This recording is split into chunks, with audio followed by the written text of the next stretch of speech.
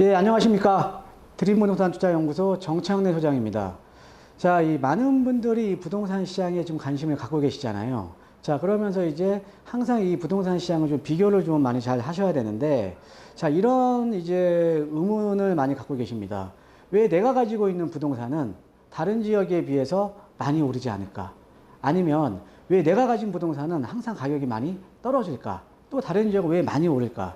이런 그 의문을 많이 갖고 계시는데, 자, 그래서 제가 오늘 준비해드린 강의는요, 자, 어떤 지역에 내가 부동산을 가지고 와야 되나, 아니면 어떤 지역에 내가 부동산을 투자를 해야 되나, 이런 것들을 중심으로 해서 제가 5분 강의를 한번 준비해 봤습니다.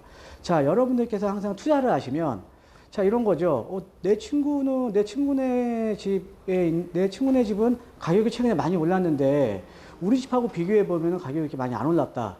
왜 이런 현상이 발생을 하냐면요. 자, 기본적으로는 여러분 이 주거용 부동산에서는요, 이 가격을 결정하는 요인이 있습니다. 이 가격을 결정하는 요인이 크게 보면 이 세 가지 요인이 있다라는 거죠. 이 세 가지 요인이 있는데 그 세 가지 요인을 한번 비교를 해보면 자, 이런 거죠. 자, 이 첫 번째가 이제 직주 근접성이에요. 자, 어떤 의미냐면 자, 이 직장하고 주거지와의 접근성이죠. 이 직주 근접성이 상당히 중요합니다. 자, 그 다음에 이제 두 번째로 인문적인 환경입니다. 인문 환경이라고도 이제 얘기를 하는데 인문적인 환경도 상당히 중요하고요. 자, 그 다음에 세 번째로 이제 주택 가격을 결정하는 요인이 바로 주거에 대한 쾌적성이라는 거죠. 그 이 세 가지가 어떻게 보면은 주택 가격을 결정하고요. 주택에 대한 가격 상승률을 결정을 하는 거고, 그 다음에 이 비교를 해봤을 때 이 세 가지가 좋은 지역일수록 가격이 더 많이 오릅니다. 자, 그래서 이거에 대해서 좀 말씀을 한번 해드리면, 자, 이런 거죠. 자, 직주근접이란 어떤 건가? 자, 직주근접이라는 거는, 자, 직장하고 주거지와의 접근성인데, 자, 우리가 이 주택 가격을 결정하는 요인 중에 가장 중요한 겁니다. 가장 중요한 거고요. 자, 우리가 이제 이런 거죠. 아무리 환경이 좋더라도 주변에 일자리가 없으면, 아니면 일자리와의 접근성이 떨어지면 그만큼 주거에 대한 수요는 많지가 않겠죠. 그래서 우리가 이 직주 근접이 좋은 지역들은 그만큼 주거에 대한 수요가 많은 겁니다. 자, 우리가 투자자나 실수요자가 많아야 가격이 오르는 거잖아요. 그래서 우리가 이 주거에 대한 수요가 많은 지역은 당연히 가격 상승으로 이어질 수밖에 없고요. 또 하나는 불경기에서도 가격이 상대적으로 덜 떨어진다는 거죠. 자, 그래서 이 직주 근접에 관한 내용들을 한번 살펴보면요. 이렇게 이제 보시면 됩니다. 자, 그런데 우리가 이 주거에 대한 수요 자체는 소득 수준에 따라서 이제 분산이 되는 거예요. 소득 수준에 따라서.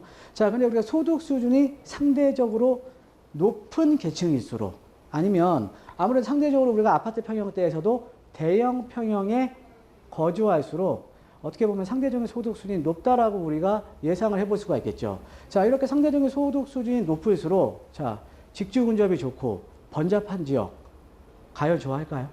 아니라는 거죠. 상대적으로 직주 근접에 대한 민감도는 떨어집니다. 아까 주택가격 결정 요인 세 가지 직주 근접, 인문 환경, 주거 쾌적성 중에 직주 근접에 대한 민감도는 상대적으로 떨어진다라는 거죠.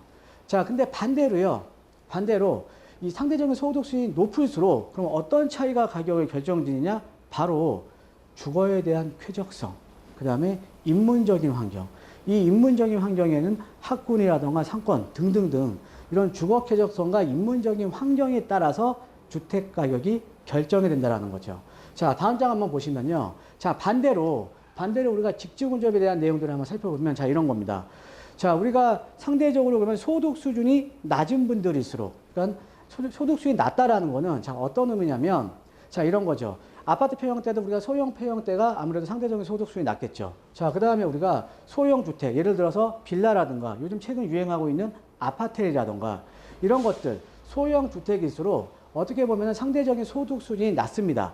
이 상대적인 소득 수준이 낮은 분일수록 어떤 지역을 선호하느냐? 바로 직주 근접에 가장 민감한 거예요. 그래서 직주 근접에 대한 민감도가 높기 때문에 직장과 그다음에 편의시설들이 잘 갖춰진 도심 지역을 상대적으로 많이 선호한다는 거죠.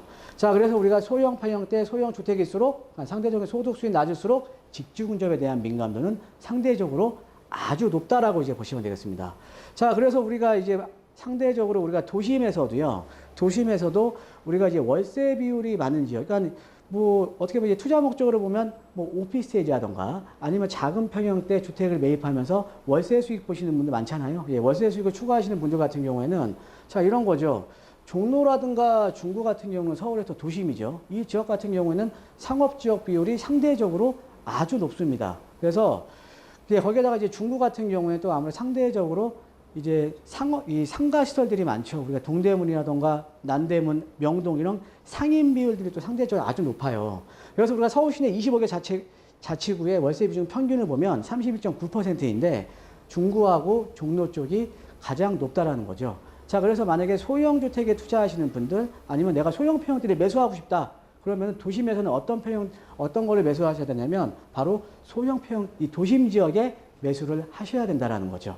자, 그러면 이제 다음 장으로 한번 넘어가 보면, 자, 이렇게 한번 정리를 한번 해드리겠습니다. 자, 대형 평형이고 고급 주거에 대한 수요일수록 어떤 지역을 선호하냐? 직주 근접에 대한 민감도는 떨어지지만 직주 근접은 갖추고 있으되 주거 쾌적성, 그 다음에 아까 말씀드렸던 인문적인 환경에 따라서 주택 가격이 결정이 되기 때문에 이런 것들을 많이 고려해야 되는 거고요. 자, 그 다음에 내가 아파트 평형대를 좀 소형 평형대 매수하고 싶고 아니면 투자로 뭐 소형 주택이라던가 빌라, 아파트, 오피스텔 등을 매입하고 싶다. 그럼 투자는 어떤 지역에? 바로 직주 근접이 좋은 강남이라던가 도심 같은 지역에 투자를 하셔야 된다라고 이제 보시면 되겠습니다. 자, 그래서 이번 시간에는요, 주택 가격 결정 요인 중에 직주 근접에 관한 내용을 알려드렸습니다. 이상입니다.